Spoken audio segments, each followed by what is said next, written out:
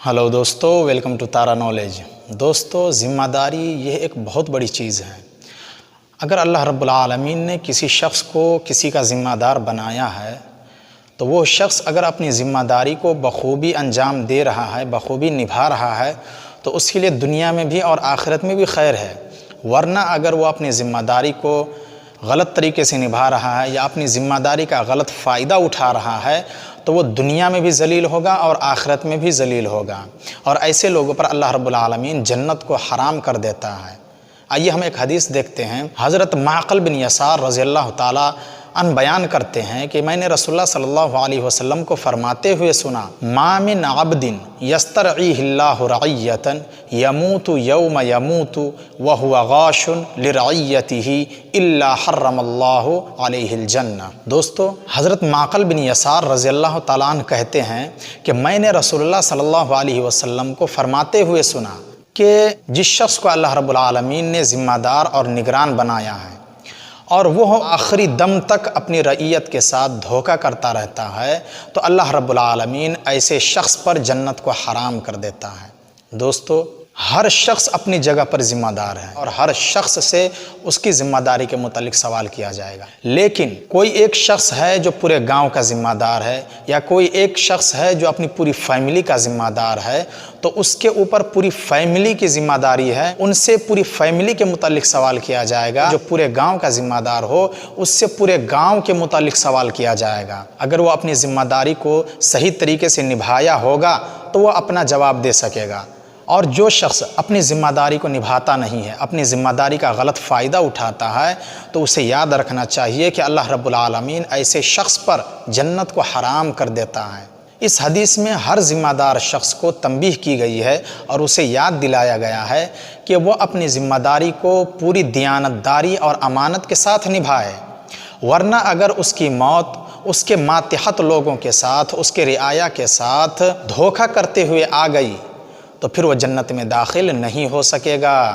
और चूँकि वालिदैन भी अपनी औलाद के ज़िम्मेदार हैं और औलाद उनकी रईयत होती है, तो इसलिए उन्हें अपनी इस रईयत के साथ यानी अपने इस औलाद के साथ पूरी तरह से मुकम्मल तौर पर खैरखाही करनी चाहिए। दुनियावी मामलात में तो वालिदैन अपनी औलाद की खैरखाही का सोचते ही हैं, उसी तरह दीनी और उखरवी मामले में भी वालिदैन को अपनी औलाद से खैरखाही करना उनका फ़र्ज़ मनसबी है। बहुत सारे वालिदैन होते हैं जो अपनी औलाद को सिर्फ़ दुनिया में ऐश की ज़िंदगी देना चाहते हैं, दुनिया के अंदर उन्हें सुकून की ज़िंदगी देना चाहते हैं, दुनिया के अंदर उन्हें शाही ज़िंदगी देना चाहते हैं कि उन्हें किसी तरह का तकलीफ़ ना हो, किसी चीज़ की कमी ना हो।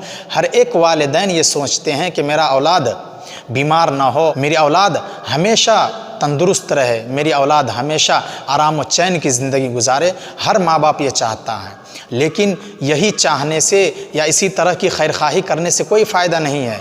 हर वालिदैन को दीनी और उखरवी मामले में भी अपनी औलाद से खैरखाही करना चाहिए, अपनी औलाद के बारे में सोचना चाहिए, मैं अपनी औलाद की इस तरह तरबियत करूं कि मेरी औलाद दुनिया में भी कामयाब रहे और आखिरत में भी कामयाब हों। क्योंकि दुनिया की ज़िंदगी जो है चंद रोज़ की ज़िंदगी है, आरज़ी ज़िंदगी है। 60 साल 70 साल के बाद ये दुनिया छोड़कर हमें वहाँ जाना है जहाँ से हम आए हैं, हमें लौट कर वहीं जाना है, और वो ज़िंदगी जो है हमेशा की ज़िंदगी है। अगर उस ज़िंदगी में कामयाब हो गए तो हमेशा हमेशा सुकून से रहेंगे, हमेशा हमेशा ऐश की ज़िंदगी गुजारेंगे। तो दोस्तों, हमें उस ज़िंदगी में कामयाब होना है। तो हर वालिदैन को चाहिए कि अपनी औलाद के बारे में उखरवी मामले में खैरखाही का सोचें। दोस्तों, अगर अपनी औलाद को आप नेक बनाते हैं, अपनी औलाद को सालिह बनाते हैं, अपनी औलाद को अल्लाह का फरमाबरदार बनाते हैं, अपनी औलाद को रसूल का इताअत गुजार बनाते हैं, तो ऐसी औलाद आपके मरने के बाद आपके लिए दुआ करती है।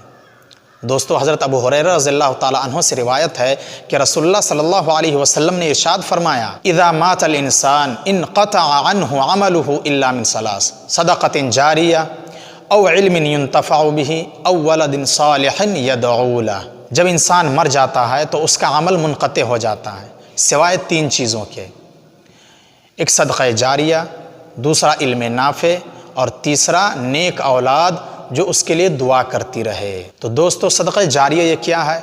अगर कोई इंसान अपनी ज़िंदगी में, अपनी हयात में किसी जगह पर कुएँ की ज़रूरत है لوگوں کو پانی کی ضرورت ہے، پانی مہیا کرا دیا، کنواں کھودوا دیا، نہر نکلوا دیا، مدرسے بنوا دیے، مسجد جہاں پر نہیں ہے، مسجد کی ضرورت ہے اس جگہ پر، وہاں جا کر مسجد بنوا دیا۔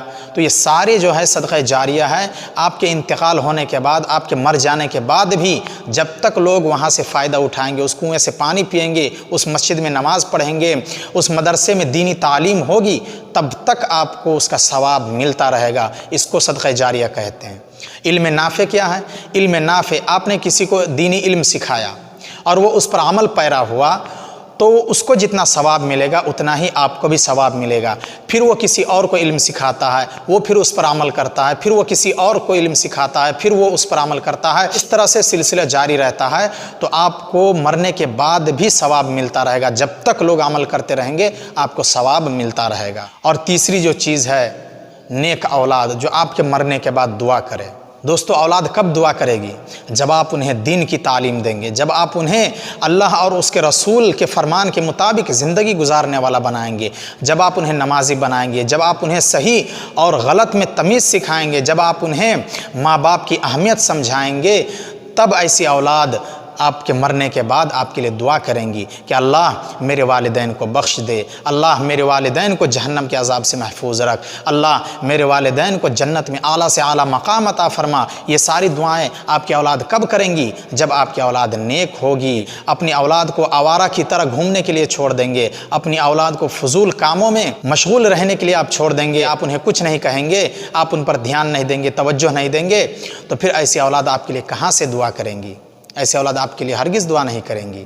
لہٰذا نیکی کے راستے کی طرف اپنی اولاد کی رہنمائی کرنا اور انہیں نیک و صالح بنانے کے لیے جد و جہد کرنا اور ان کی دینی تربیت کرنا از حد ضروری ہے۔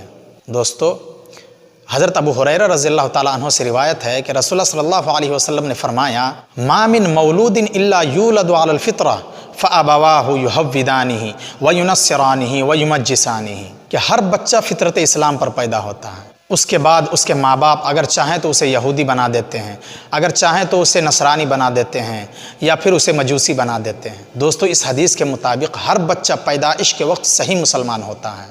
اب وہ پیدائش کے بعد صحیح مسلمان رہتا ہے یا نہیں، اس کا دار و مدار اس کے والدین پر ہوتا ہے۔ اگر اس کے والدین اس کی اسلامی تعلیم و تربیت کا اہتمام کرتے ہیں، گھر کے ماحول کو دینی نقطۂ نظر سے اس کے لیے کارساز بناتے ہیں، تو کوئی وجہ نہیں ہے کہ بچہ اپنی فطرت سے انحراف کر جائے اور صحیح مسلمان نہ رہے۔ دوستو، چونکہ حضرت آدم علیہ السلام کو اللہ رب العالمین نے اپنے ہاتھوں سے پیدا فرمایا ہے، تو حضرت آدم علیہ السلام اللہ کو ماننے والے تھے، حضرت آدم علیہ السلام اللہ پر ایمان رکھنے والے تھے۔